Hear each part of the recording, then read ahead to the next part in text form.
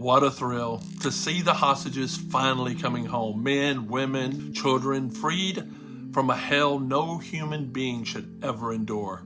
Their return proves that compassion and diplomacy can still pierce the darkness. And thank God these families are together again. At our president's direction, U.S. envoys Steve Witkoff and Jared Kushner made it happen. And now Vice President Vance is on the ground in Israel trying to hold this very fragile ceasefire together. But as I watched the celebrations, I couldn't help but ask, are we declaring peace too soon? This took 3,000 years to get to this point. Can you believe it? He was right about the timeline, but I'm afraid he was wrong to claim it's over. To stand on the shoulders of families still trembling from trauma and call that victory is really not leadership. I'm sorry, but that's vanity at the edge of a graveyard. You see, I was in Israel 45 years ago. I saw the miracle of deserts turned green, cities rising from ancient dust. But even in 1980, our tour guide showed us a map of Israel that had no lines of occupation, no borders, and no Palestine.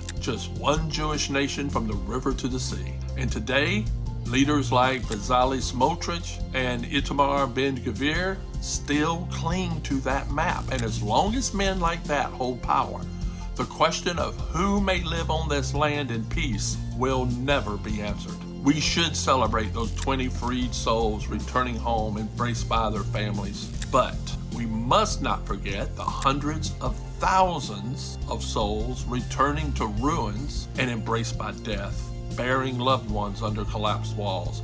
You cannot destroy the lives of young boys and not expect men to rise one day seeking vengeance. Because here's what everybody needs to remember. Hamas is not a nation. It's a reaction, a tragic echo of trauma and despair. Together we've achieved what everybody said was impossible. At long last, we have peace in the Middle East. And it's a very simple expression, peace in the Middle East, and we've heard it for many years, but nobody thought it could ever. And peace in our time? We've heard these words before, and they always echo before a bigger storm. Real peace is never made real through a photo op. Place, purpose, preservation. Revive our republic.